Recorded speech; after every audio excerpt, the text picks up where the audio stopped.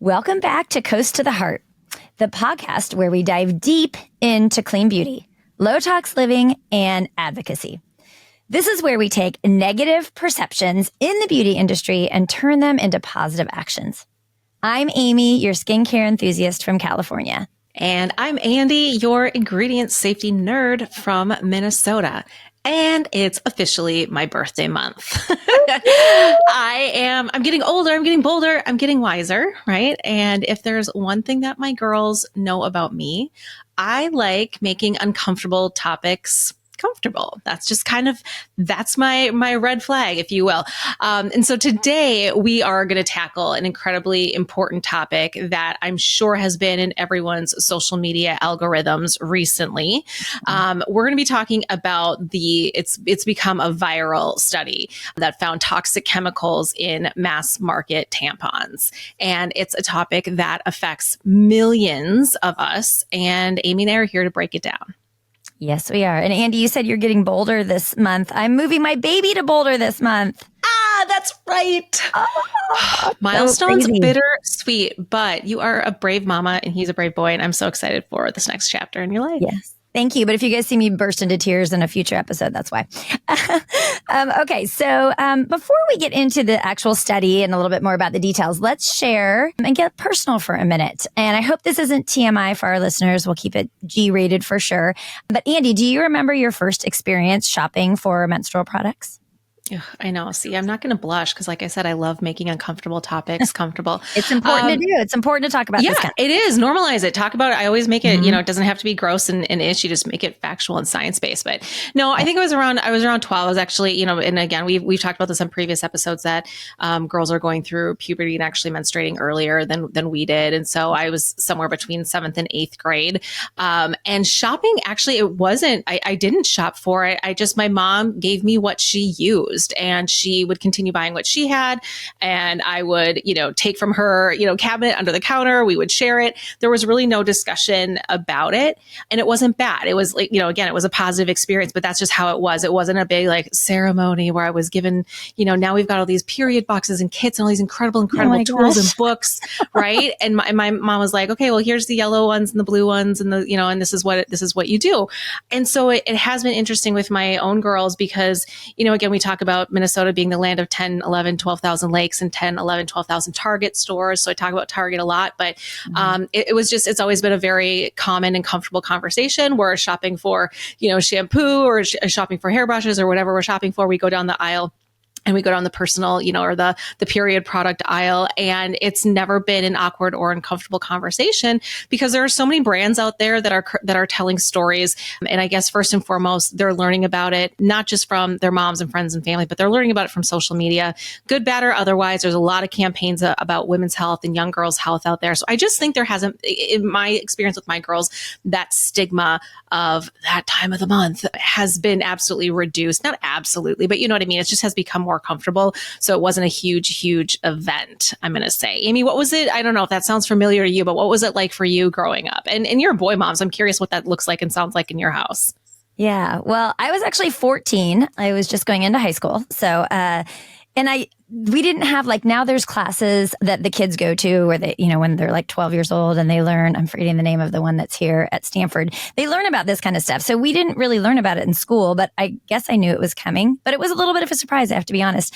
I told my mom and I was kind of embarrassed and she was like, oh my gosh, it's normal. Don't be embarrassed. But she just gave me pads. So she was not someone that wanted me to be using tampons right away, but I was a dancer and, I was starting high school and we were going to be changing in the gym. And I'm like, no, I'm not going to be wearing pads. So shout out to my friend Wendy. Wendy went shopping with me to buy tampons and help show me how to use them. Wendy, what a friend. Wendy. I know. I love my Wendy. And so it was I definitely relied more on my friends, I think, to kind of get through this. I mean, my mom was cool about it, although she did make me tell my dad. And I was so embarrassed to tell my dad because like you said back then, it was this really awkward thing. And I remember I was in my room and I hid behind my door. And then I called my dad in, but I made him stay on the other side of the door. And I told him through the door. And my dad and I are really close. I mean, there's not I couldn't tell him anything. It was just this really embarrassing thing. And you're hiding behind a door. Hiding behind the door. And he was like, okay, cool. I mean, he was, I'm the oldest, so this was his first experience. He has a younger sister, but she's 8 years younger. So I don't even think he was home when she went through all of this. So anyway, it was kind of a thing. But yeah, using tampons was something that I wanted to do just because I was not going to wear this bulky pad. But I don't know that my mom knew that they were dangerous necessarily, but she just didn't think that was something that someone my age necessarily needed to be using right off the bat. But as we teens do, I did it anyway. I did it anyway. And I can't lose the sight of the fact that you just threw out there, oh, kids these days go to Stanford now to learn about this. Whereas again, the Minnesotan that I am, you went to wherever your local Lutheran church basement was, where it was there's hot dishes and all these potluck things. And you're in a classroom with your peers from school. And my beloved Cheryl taught us about all of these things. And it was, just, deep in the Lutheran basements of Minnesota versus this Stanford. Is actually, you went with your parents. So Sam went to his, why am I spacing on the name of this thing? It was such a big deal, but he went with Andy. And then if I'd had a daughter, I would have gone with her. So I actually didn't even go to the class with Sam, but he learned about what happens to girls as well and what they go through. I love it. Well, and those early experiences, they really shape how we view these products as adults and all throughout our life. And now with the information that we have, it's so important to understand, as you and I always talk about, it's so important to know what we put on our bodies and also in our bodies. And in this case, we're being very, very quite literal about that. Absolutely. So let's get into it. Last month, UC Berkeley published a study revealing some shocking news about tampons. They found that tampons from several popular brands contain toxic metals like lead, arsenic, and cadmium. And this is really concerning. And we've talked about this as it relates to skincare, but now we're learning about it again into other personal care and health habits. It's really concerning because these metals are actually absorbed more easily through the vaginal skin, which is very, very permeable, more permeable than other parts of the body. And so we're talking about exposure to harmful chemicals every month for years and decades. And so the reality is that these products are used by a large percentage of the population on a monthly basis. The stats are about 50 to 80% of people who menstruate actually use tampons, and they're using them for several hours a day. And in that UC Berkeley study, it was through the UC Berkeley School of Public Health, they reported that more than half of menstruating people use tampons at some point in their lives, and that the estimates are actually higher, as high as 80% in Western countries. And we're not just talking about one brand either. This study actually looked at 30 tampons from 14 different brands and found that all of them were contaminated at some level with harmful metals. The levels vary depending on where the tampons were bought, which is interesting, whether they were organic or not. And even the organic ones had some chemicals of concern, and whether they were store or brand names. But the key point is that no brand was free from these metals. Do you want to know which ones? No, should we tell them which ones? Yeah. Yeah, I think we should. Okay, we will. Well, I mean, get your pencils ready, everybody. Okay, so we mentioned a couple, but here we go. So here's the ingredients that were found, or the heavy metals that were found.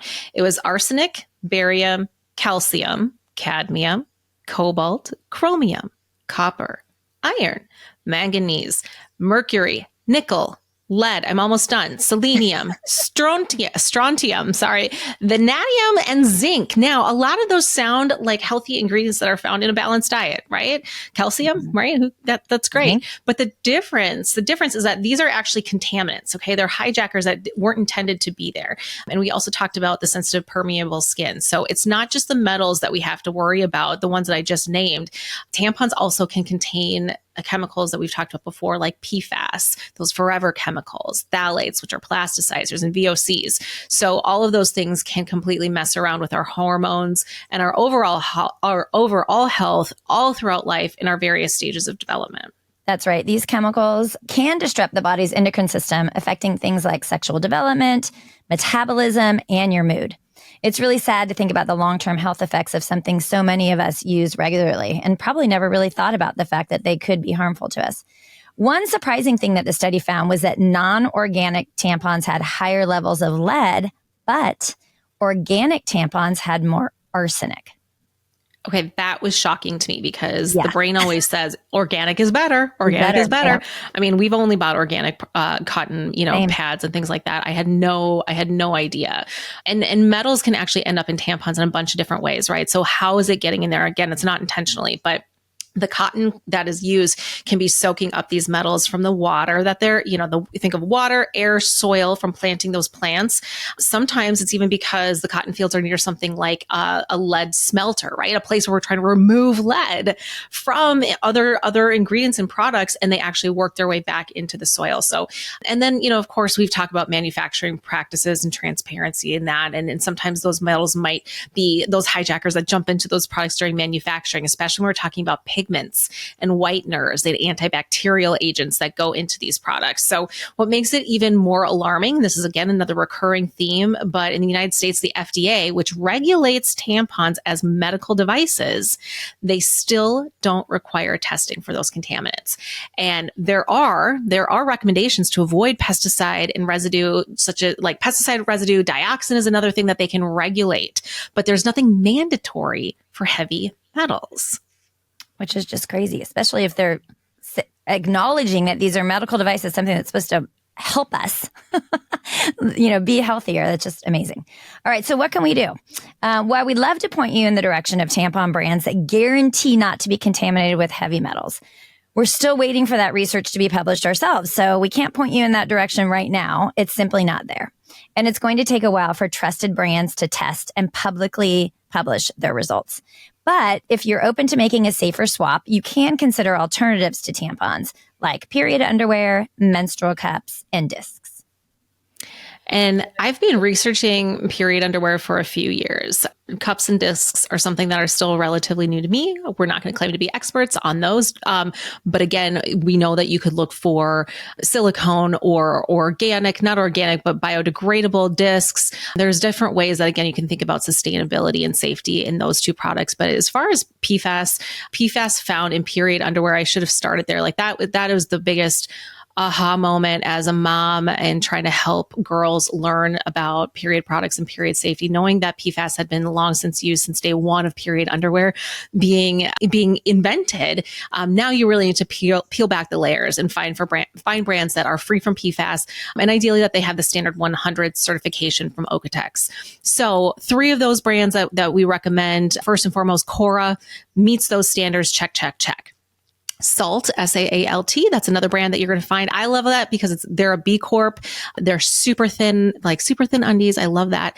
But they also give 2% of their revenue back, and they donate period care products to women all around the globe. So I love a Do Good brand, especially a B Corp.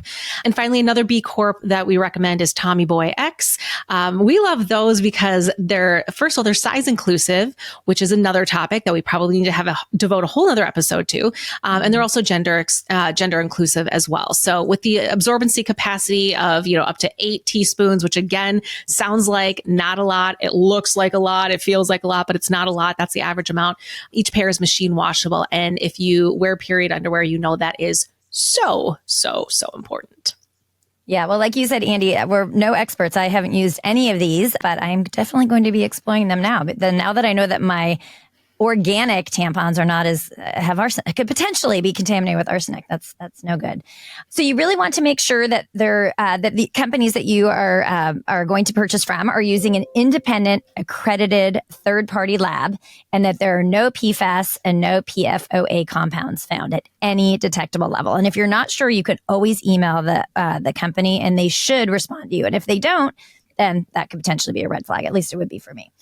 Brands who are doing the work want you to know they are, and they will publish it for you.